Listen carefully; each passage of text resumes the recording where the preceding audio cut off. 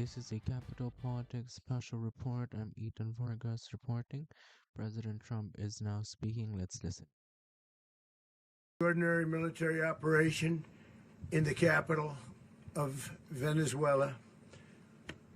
Overwhelming American military power, air, land, and sea, was used to launch a spectacular assault. And it was an assault like people have not seen since World War II. It was a force against a heavily fortified military fortress in the heart of Caracas to bring outlaw dictator Nicolas Maduro to justice. This was one of the most stunning, effective, and powerful displays of American military might and competence in American history. And if you think about it, we've done some other good ones, like the attack on Soleimani, the attack on al-Baghdadi, and the obliteration and decimation of the Iran nuclear sites just recently in an operation known as Midnight Hammer. All perfectly executed and done. No nation in the world could achieve what America achieved yesterday, or frankly, in just a short period of time.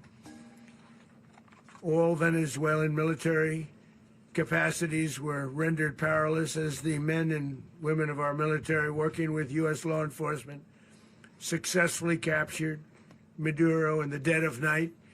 It was dark.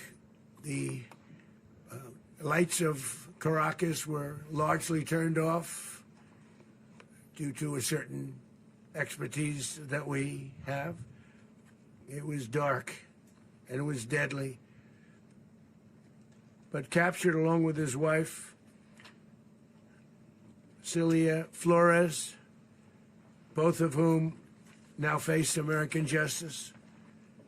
Maduro and Flores have been indicted in the Southern District of New York, it's Jay Clayton, for their campaign of deadly narco-terrorism against the United States and its citizens. I want to thank the men and women of our military who achieved such an extraordinary success overnight with breathtaking speed, power, precision, and competence. You rarely see anything like it. You've seen some raids in this country that didn't go so well. They were an embarrassment. If you look back to Afghanistan, or if you look back to the Jimmy Carter days, they were different days. We're a respected country again, like never before. These highly trained warriors, operating in collaboration with U.S. law enforcement, caught them in a very ready position. They were waiting for us. They knew we had many ships out in the sea. We were just sort of waiting. They knew we were coming. So they were in a ready, what's called a ready position. But they were completely overwhelmed and very quickly incapacitated. If you would have seen what I saw last night, you would have been very impressed. I'm not sure that you'll ever get to see it, but it was an incredible thing to see. Not a single American service member was killed, and not a single piece of American equipment was lost. We had many helicopters, many planes, many people involved in that fight. But think of that, not one piece of military equipment was lost, not one service member was, more importantly, killed. The United States military is the strongest and most fearsome military on the planet by far, with capabilities and skills our enemies can scarcely begin to imagine. We have the best equipment anywhere in the world. There's no equipment like what we have, and you see that even if you just look at the boats. You know, we've knocked out 97% of the drugs coming in by sea. 90%. Each boat kills on average, 25,000 people. We knocked out 97%. And those drugs mostly come from a place called Venezuela. We're going to run the country until such time as we can do a safe, proper, and judicious transition. So we don't want to be involved with having somebody else get in, and we have the same situation that we had for the last long period of years. So we are going to run the country until such time as we can do a safe, proper, and judicious transition. And it has to be judicious because that's what we're all about. We want peace, liberty, and justice for the great people of Venezuela, and that includes many from Venezuela that are now living in the United States and want to go back to their country. It's their homeland. We can't take a chance that somebody else takes over Venezuela that doesn't have the good of the Venezuelan people in mind. We've had decades of that. We're not going to let that happen. We're there now, and what people don't understand, but they understand as I say this, we're there now, but we're going to stay until such time as the proper transition can take place. So we're going to stay until such time as we're going to run it, essentially, until such time as a proper transition can take place.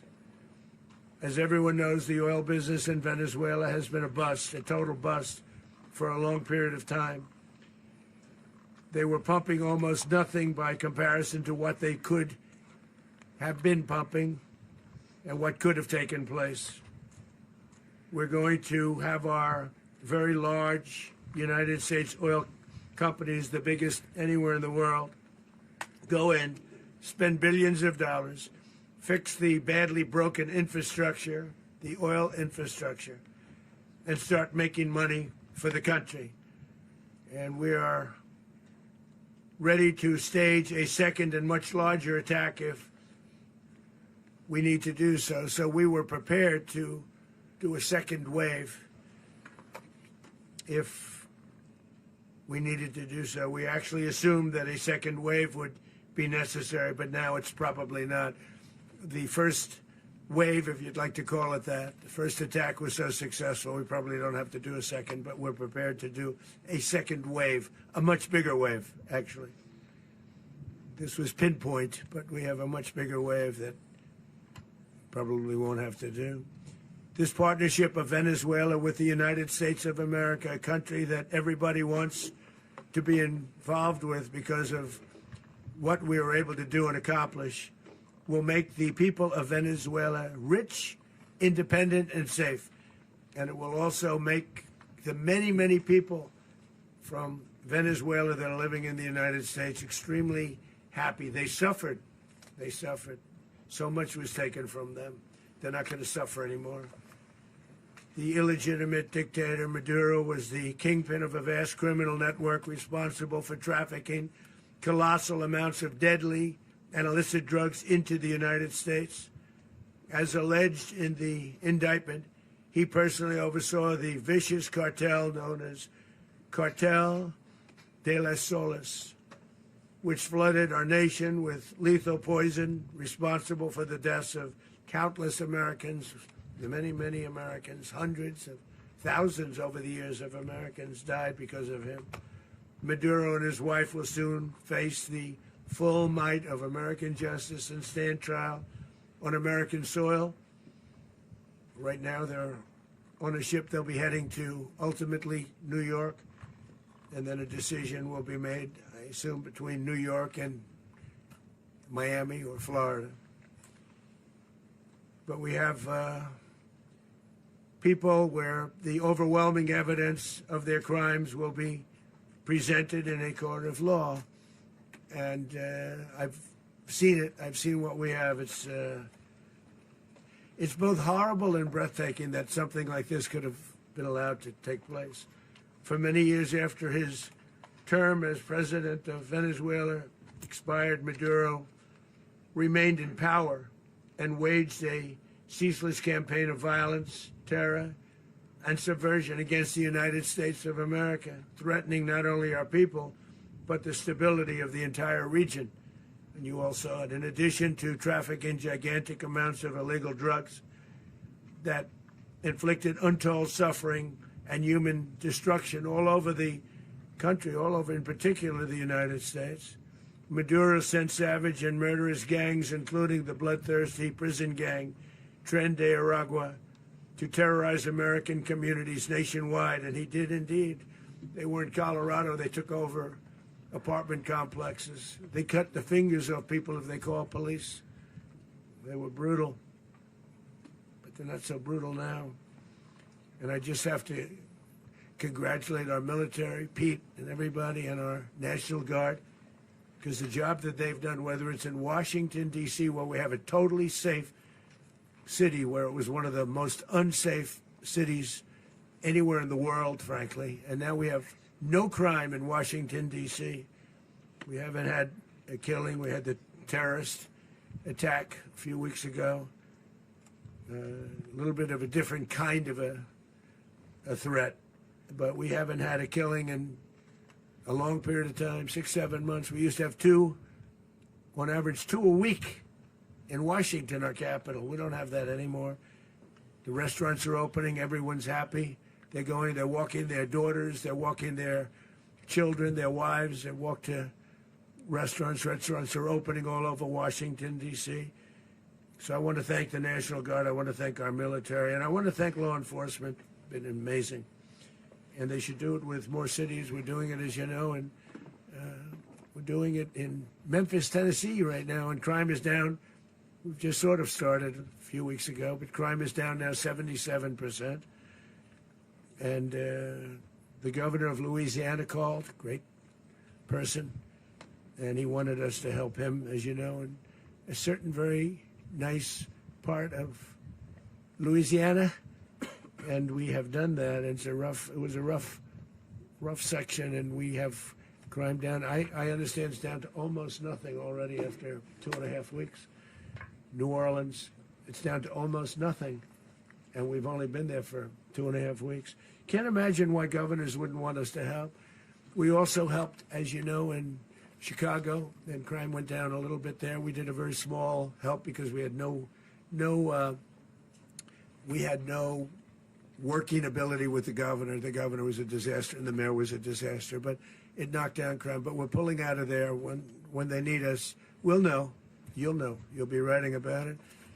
And likewise, Los Angeles, where we saved Los Angeles early on, where the head of the police department made a statement that if the federal government didn't come in, we would have lost Los Angeles. That's long after the fires. That's when they had the riots in Los Angeles. We did a great job. Got no credit for it whatsoever, but that's okay. It doesn't matter. We don't need the credit. But we'll be pulling out when they need us. They'll call, or we'll go back if we have to. We'll go back. But we did a great job in various cities. But the place that we're very proud of is Washington, D.C., because it's our nation's capital. We took it from being a crime-ridden mess to being one of the safest cities in the country. But the gangs that they sent raped, tortured, and murdered American women and children. They were in all of the cities I mentioned, Tren de Aragua. And they were sent by Maduro to terrorize our people, and now Maduro will never again be able to threaten an American citizen or anybody from Venezuela. There will no longer be threats.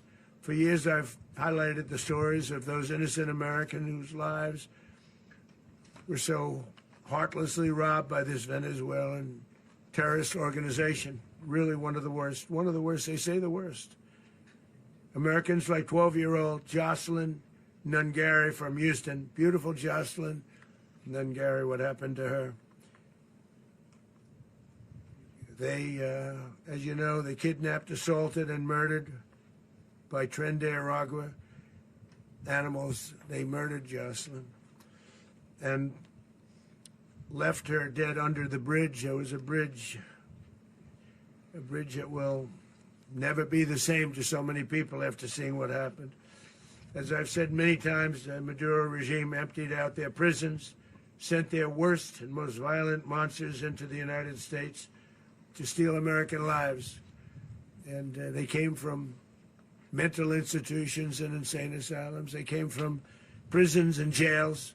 The reason I say both, they sound similar. Actually, prisons, a little bit more hostile, a little bit tougher. A mental institution isn't as tough as an insane asylum, but we got them both. They sent from their mental institutions. They sent from their jails, prisons. They were drug dealers.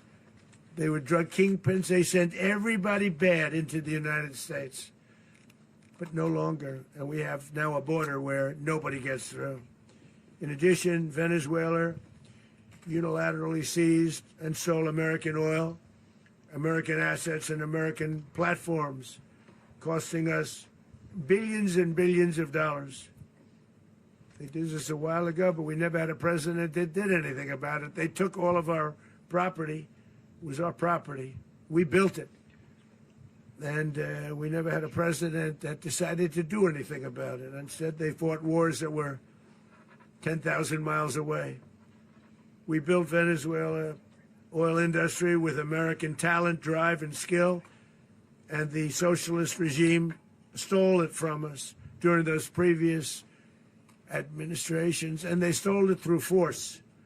This constituted one of the largest thefts of American property in the history of our country. Considered the largest theft of property in the history of our country. Massive oil infrastructure was taken like we were babies, and we didn't do anything about it. I would have done something about it.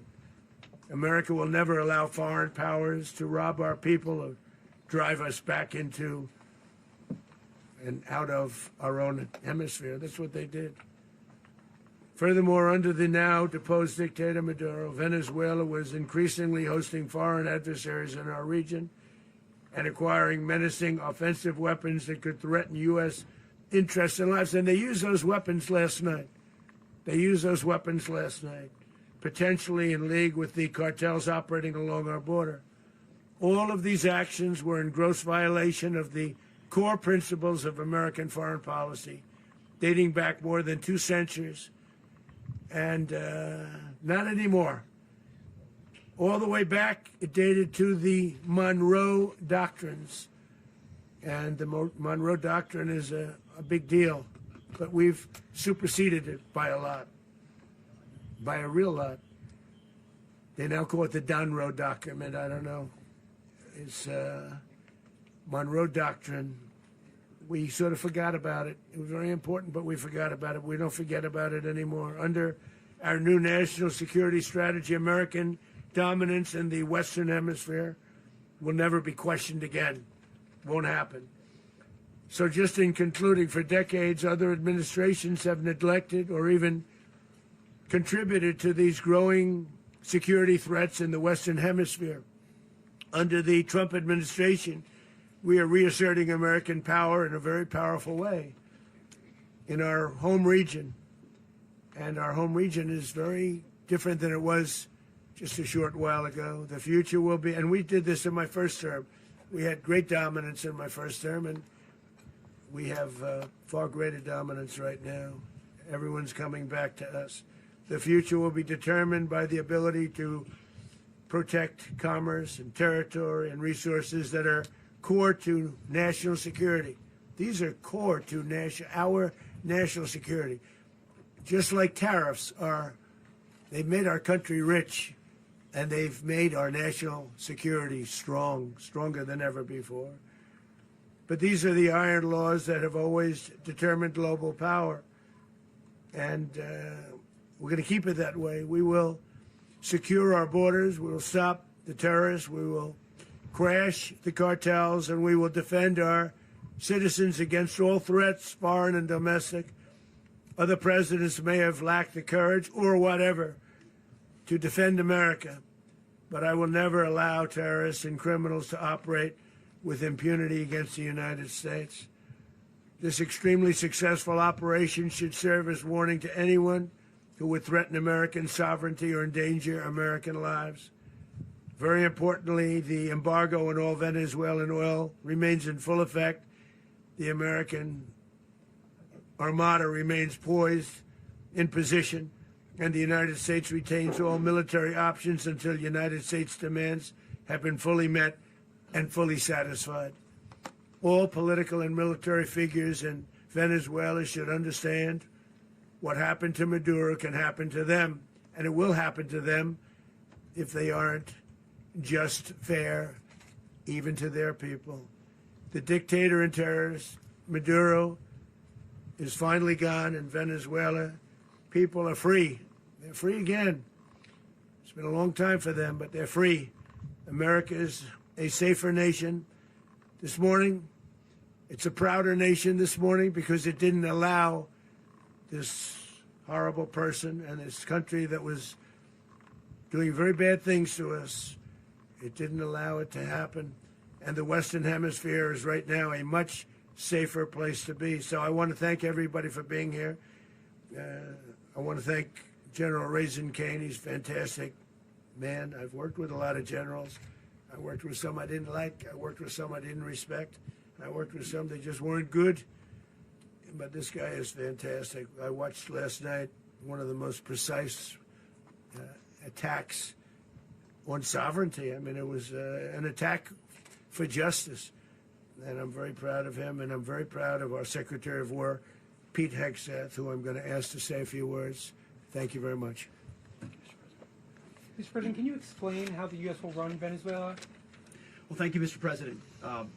Finally, a commander-in-chief the world respects and the American people deserve. And as the President said, words can barely capture the bravery and the power and the precision of this historic operation. A massive joint military and law enforcement raid flawlessly executed by the greatest Americans our country has to offer. American warriors are second to none, the best in the world and the best of our country. What all of us witnessed last night was sheer guts and grit, gallantry, and glory of the American warrior. I'm simply humbled by such men, and I tip my hat to our chairman, Dan Raisin Kane, and all those Americans who stood watch last night. Our warriors are the elite of America, and again, President Trump has your back. No other country on planet Earth, and it's not even close, could pull this kind of operation off. And no other president has ever shown this kind of leadership, courage, and resolve. The most powerful combination the world has ever seen. As the president said, our adversaries remain on notice. America can project our will anywhere, anytime. The coordination, the stealth, the lethality, the precision, the very long arm of American justice, all on full display in the middle of the night. Nicolas Maduro had his chance, just like Iran had their chance, until they didn't and until he didn't. He effed around, and he found out. President Trump is deadly serious about stopping the flow of gangs and violence to our country. Deadly serious about stopping the flow of drugs and poison to our people. Deadly serious about getting back the oil that was stolen from us. And deadly serious about reestablishing American deterrence and dominance in the Western Hemisphere. This is about the safety, security, freedom, and prosperity of the American people. This is America first. This is peace through strength. And the United States War Department is proud to help deliver it. Welcome to 2026, and under President Trump, America is back. I'd like to welcome now our chairman, Chairman Raisin Kane, to give a few more details about the operation. Mr. Chairman. Thank you, Mr. Secretary. Thank you, Mr. President, and good morning. Last night, on the order of the President of the United States and in support of a request from the Department of Justice, as the President said, the United States military conducted an apprehension mission in Caracas, Venezuela, to bring to justice two indicted persons, Nicolas and Cecilia Maduro. This operation, known as Operation Absolute Resolve, was discreet, precise, and conducted during the darkest hours of January 2nd and was the culmination of months of planning and rehearsal, an operation that, frankly, only the United States military could undertake. What I'd like to do this morning is talk to you through some of the preparation and the details without compromising any of our tactics, techniques, and procedures. There is always a chance that we'll be tasked to do this type of mission again. Our interagency work began months ago and built on decades of experience of integrating complex air, ground, space, and maritime operations. While the past 2 decades have honed the skills of our special operations forces, This particular mission required every component of our joint force, with soldiers, sailors, airmen, Marines, and Guardians working in unison with our intelligence agency partners and law enforcement teammates in an unprecedented operation. We leveraged our unmatched intelligence capabilities and our years of experience in hunting terrorists, and we could not have done this mission without the incredible work by various intelligence agencies, including the CIA, NSA, and NGA. We watched, we waited, we prepared, we remained patient and professional. This mission was meticulously planned, drawing lessons from decades of missions over the last many years, many missions over these last many years. This was an audacious operation that only the United States could do. It required the utmost of precision and integration within our joint force. And the word integration does not explain the sheer complexity of such a mission. An extraction so precise it involved more than 150 aircraft launching across the Western Hemisphere in close coordination, all coming together in time and place to layer effects for a single purpose: to get an interdiction force into downtown Caracas while maintaining the element of tactical surprise. Failure of one component of this well-oiled machine would have endangered the entire mission, and failure is never an option for America's joint force. Those in the air over Caracas last night were willing to give their lives for those on the ground and in the helicopters. Let me talk a little bit about the preparation. After months of work by our intelligence teammates to find Maduro and understand how he moved, where he lived, where he traveled, what he ate, what he wore, what were his pets, in early December, our force was set pending a series of aligned events. Key was choosing the right day to minimize the potential for civilian harm and maximize the element of surprise and minimize the harm to the indicted personnel so, as the President said, they could be brought to justice. And as the President said earlier today, weather in Venezuela is always a factor this time of the year. And over the weeks through Christmas and New Year's, the men and women of the United States military sat ready, patiently waiting for the right triggers to be met and the President to order us into action. Last night, the weather broke just enough, clearing a path that only the most skilled aviators in the world could maneuver through. Ocean, mountain, low cloud ceilings, but when tasked with a mission, this organization does not quit. At 10:46 p.m. Eastern Time last night, the President ordered the United States military to move forward with this mission. He said to us, and we appreciate it, Mr. President, good luck and Godspeed. And those words were transmitted to the entire joint force. Over the course of the night, aircraft began launching from 20 different bases on land and sea across the Western Hemisphere. In total, more than 150 aircraft, bombers, fighters, intelligence, reconnaissance, surveillance, rotary wing were in the air last night. Thousands and thousands of hours of experience were airborne. Our youngest crew member was 20, and our oldest crew member was 49, and there's simply no match for American military might. As the night began, the helicopters took off with the extraction force, which included law enforcement officers, and began their flight into Venezuela at 100 feet above the water. As they approached Venezuelan shores, the United States began layering different effects provided by Spacecom, Cybercom, and other members of the interagency to create a pathway. Overhead, those forces were protected by aircraft from the United States Marines, the United States Navy, the United States Air Force, and the Air National Guard.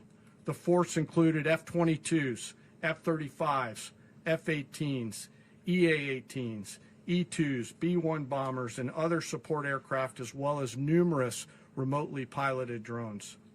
As the force began to approach Caracas, the Joint Air Component began dismantling and disabling the air defense systems in Venezuela, employing weapons to ensure the safe passage of the helicopters into the target area.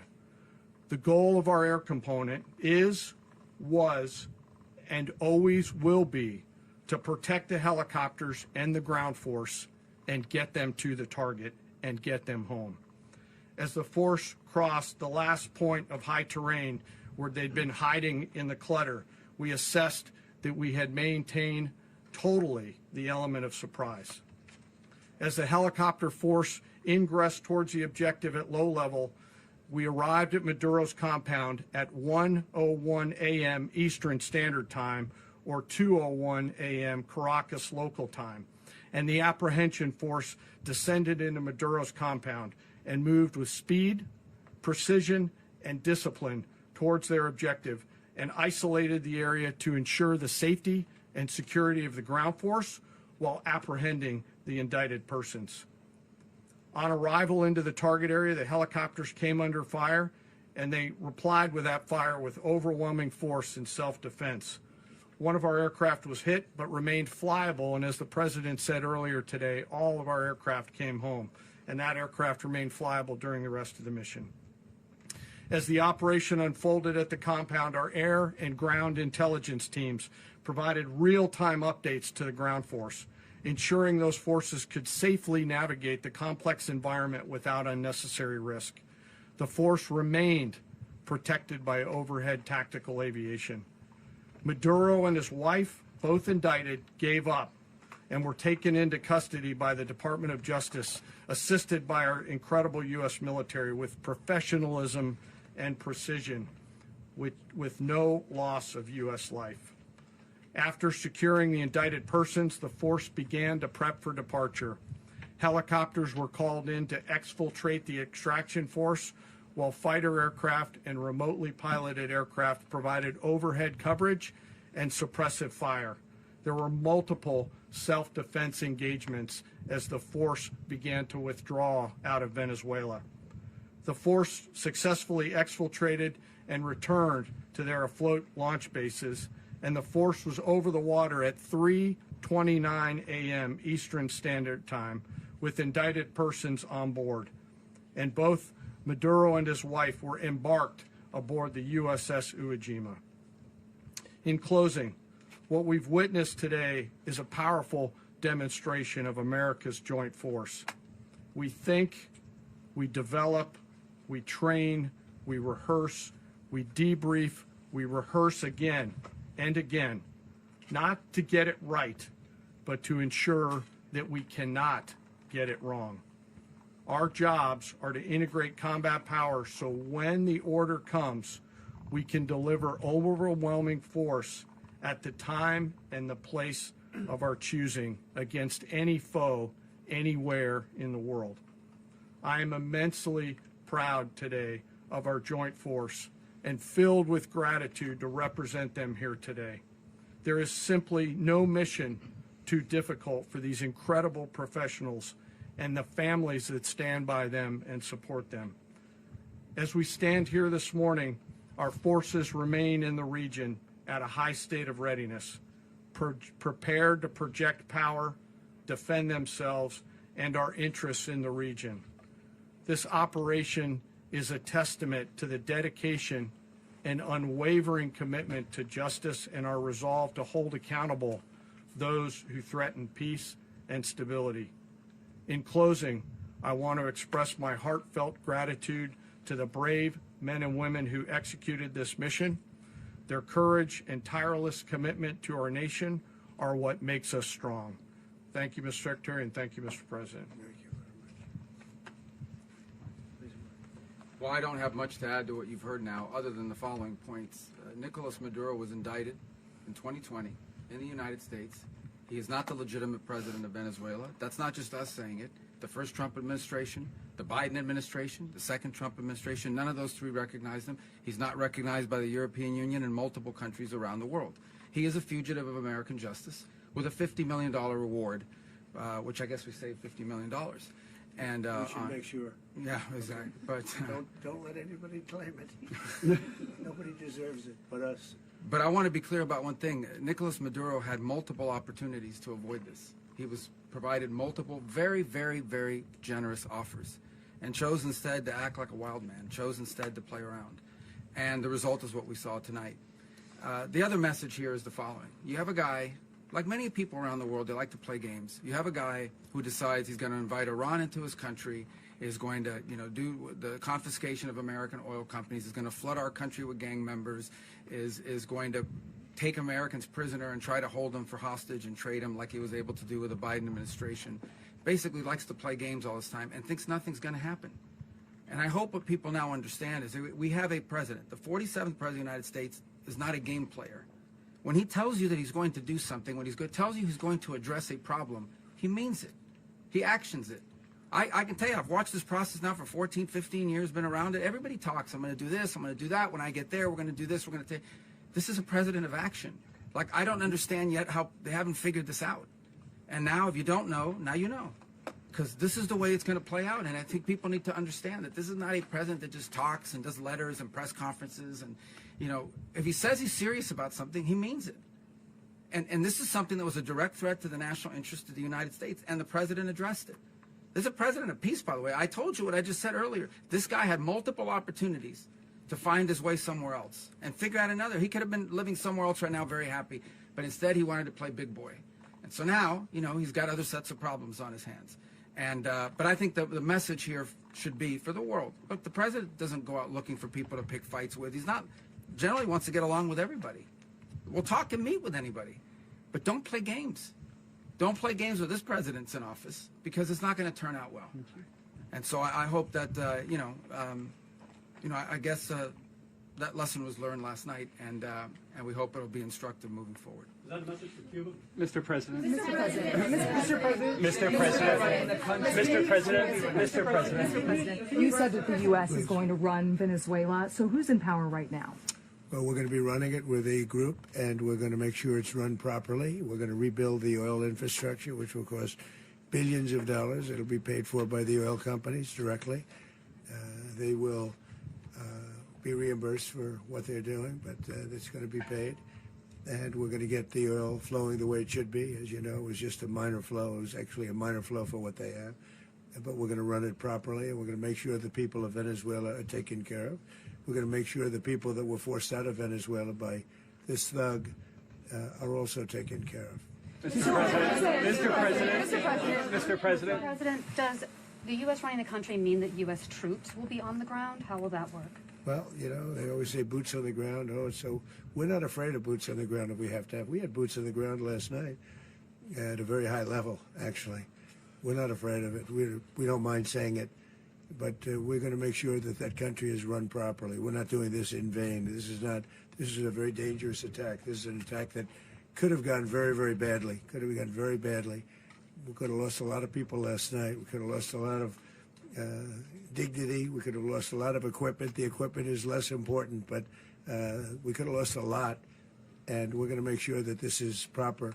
We're there now. We're ready to go again if we have to. We're going to run the country right. It's going to be run very judiciously, very fairly. It's going to make a lot of money. We're going to give money to the people. We're going to reimburse people that were taken advantage of. We're going to take care of everybody. It's very important. We couldn't let them get away with it. They stole our oil. We built that whole industry there, and they just took it over like we were nothing. And we had a president that decided not to do anything about it. So we did something about it. We're late, but we did something about it. Yeah, please. Mr. President, can you explain the exact mechanism by which you're going to run the country? Are you going to designate a U.S. official to coordinate? It's all being done right now. We're designating people. We're talking to people. We're designating various people, and we're going to let you know who those people are. Mr. President. What's the group you mentioned that would run Venezuela? Well, it's largely going to be, for a period of time, the people that are standing right behind me. We're going to be running it. We're going to be bringing it back. It's a dead, I talk about a dead country. A year and a half ago, we were a dead country. Now we're the hottest country anywhere in the world. We're a country doing better than any country anywhere in the world. And it required leadership. Venezuela has a lot of bad people in there, a lot of bad people that shouldn't be leading. We're not going to take a chance that one of those people take over for Maduro. So you can look at, and others. We have fantastic people, including people in the military.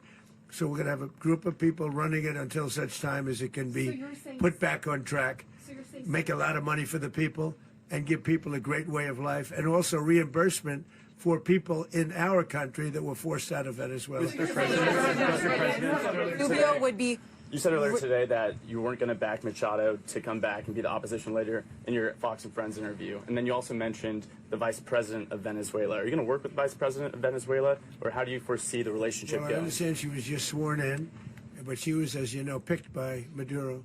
So Marco's working on that directly. He just had a conversation with her, and she's essentially willing to do what we think is necessary to make Venezuela great again. Very simple. Mr. President, Colombian President Gustavo Petro, a couple weeks ago, he said he's got to watch his ass.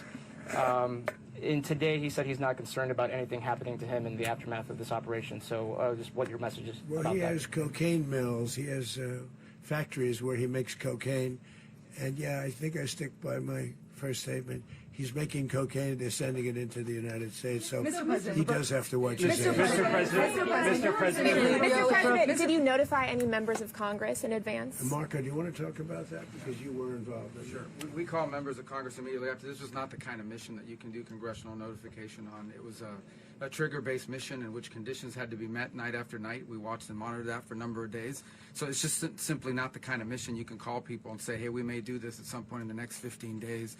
But it's largely a law enforcement function. Remember, at the end of the day, at its core, this was an arrest of 2 indicted fugitives of American justice, and the Department of War supported the Department of Justice in that job. Now, there are broader policy implications here, but it's just not the kind of mission that you can pre-notify because it endangers the mission.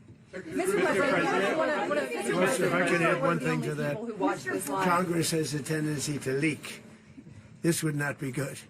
If they leaked, General, I think it would have been maybe a very different result.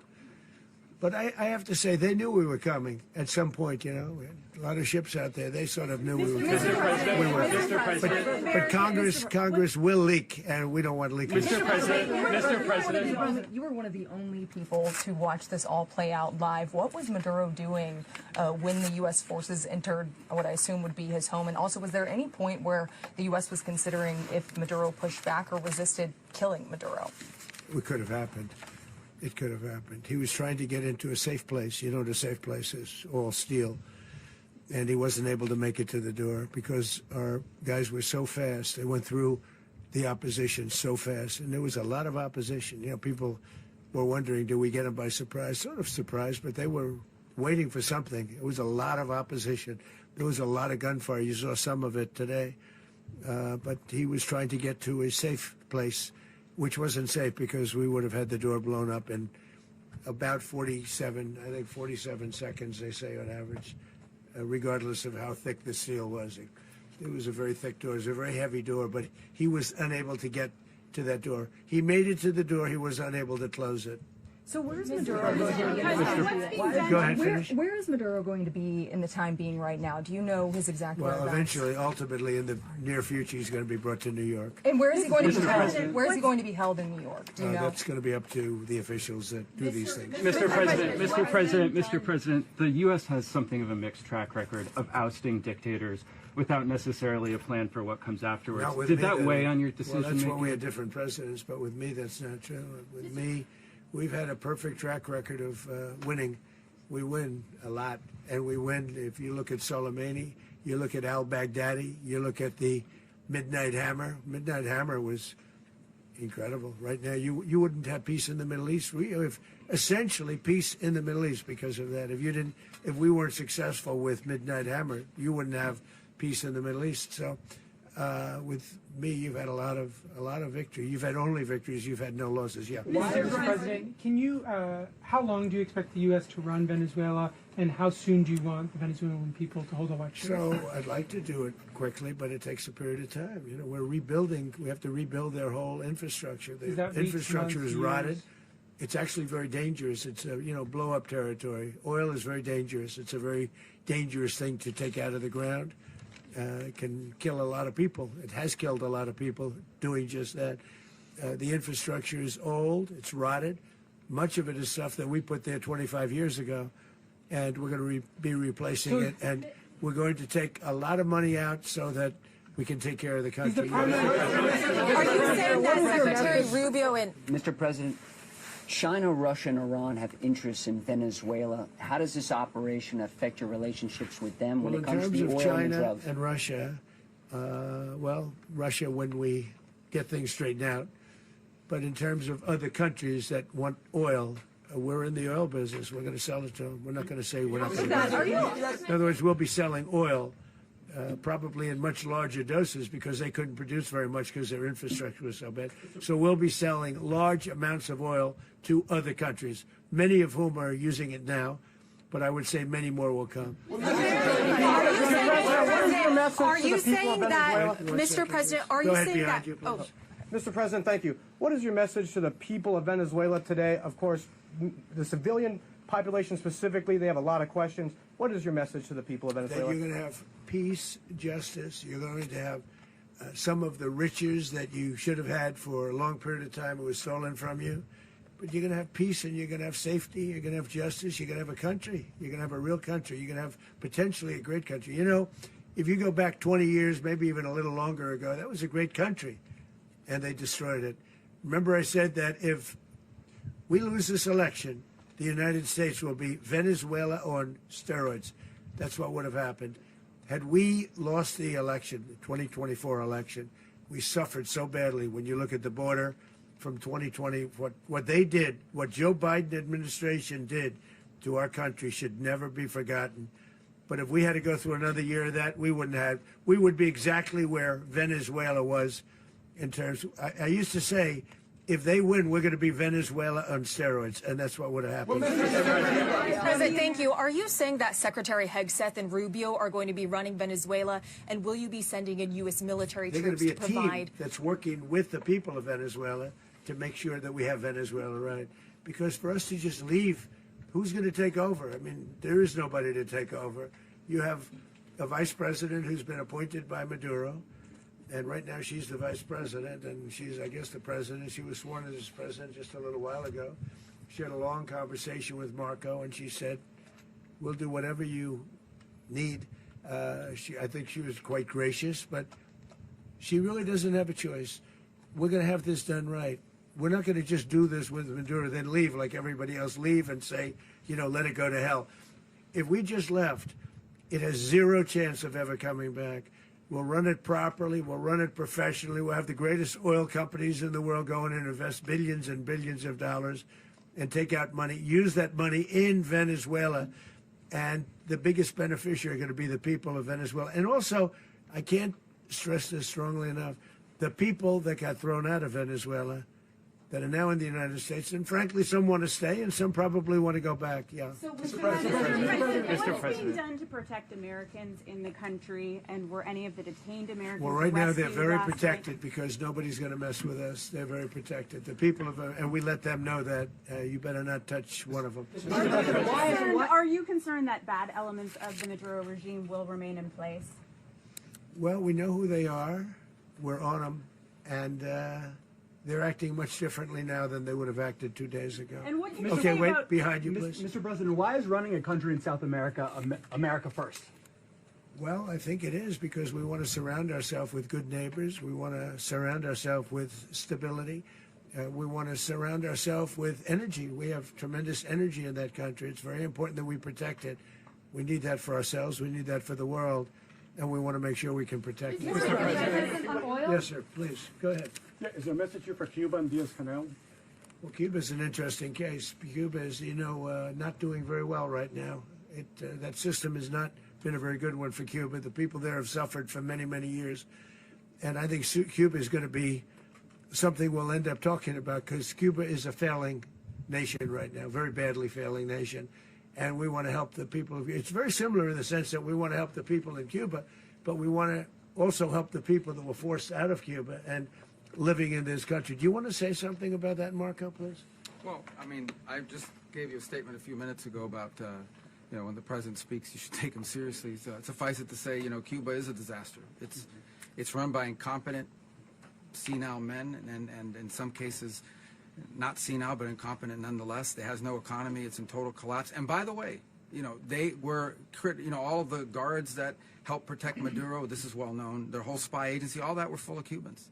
I mean, it's amazing. This poor island took over Venezuela in some cases. One of the biggest problems that Venezuelans have is they have to declare independence from Cuba. They tried to basically colonize it from a security standpoint. So, yeah, look, if I lived in Havana and I was in the government, I'd be concerned, at least a little bit. Are you cutting off the oil flow to Cuba from Venezuela? Well, the president already announced a week ago that anything that's sanctioned, it's sanctioned oil, it's not going to be allowed to get there. So that's an The answer is yes. Mr. President. Is the U.S. aware of the location of opposition leader Machado, and have you been in contact with her? No, we haven't. No, we haven't. Mr. President, on Monday. I think it would be very tough for her to be the leader. She doesn't have the support within or the respect within the country. She's a very nice woman, but she doesn't have the respect. Mr. President, is it possible that the U.S. ends up administrating Venezuela for years? Well, it won't cost us anything because the money coming out of the ground is very substantial. So it's not going to cost us anything. So the U.S. isn't going to dedicate we will. money to. Well, we want safety there. We want to be surrounded by countries that aren't housing all of our enemies all over the world. That's what was happening, and you don't want to have that. But we're going to be rebuilding, and we're not spending money. The oil companies are going to go in. They're going to spend money. We're going to take back the oil that, frankly, we should have taken back a long time ago. A lot of money is coming out of the ground. We're going to get reimbursed for all of that. We're going to get reimbursed for everything that we spend. So it's going to be a very important. This is a very big evening that took place last night. We have to be surrounded by safe, secure countries. And we also have to have energy, very important. We have to have energy that's real energy, not where they're getting 4% and 5% of the energy out of the ground. You take a look, it was such a disaster. So what's going to happen with Venezuela, I think, over the next period of a year is going to be a great thing. And the people of Venezuela will be the biggest beneficiaries. Mr. President, on Monday, U.S. military. Mr. President, thank you. What did you last speak to Maduro about when you spoke? And is the Well, US I don't want to at get war into with the Venezuela? conversations, but I did have conversations with him, and I said, you got to surrender. And I actually thought he was pretty close to doing so, but now he wished he did, yeah. Mr. President, can you explain, you said that Maduro is responsible for drug trafficking. You recently pardoned the former president of Honduras who was convicted of many drug trafficking. Can you explain how these two situations are different? And would you ever pardon Maduro? I endorsed, as you know, the winning president, the man who won in Honduras. I endorsed the man who won in Chile. I endorsed the man who won in Argentina. And we are doing very well with that whole group. What the man that I pardoned was, if you could equate it to us, he was treated like the Biden administration treated a man named Trump. That didn't work out too well for them. This was a man who was persecuted very unfairly. He was the head of the country. He was persecuted very unfairly. And there are a number of them. And we felt that it was a very unfair situation that happened to him. He's also a party member of the man who won. So obviously the people liked what I did.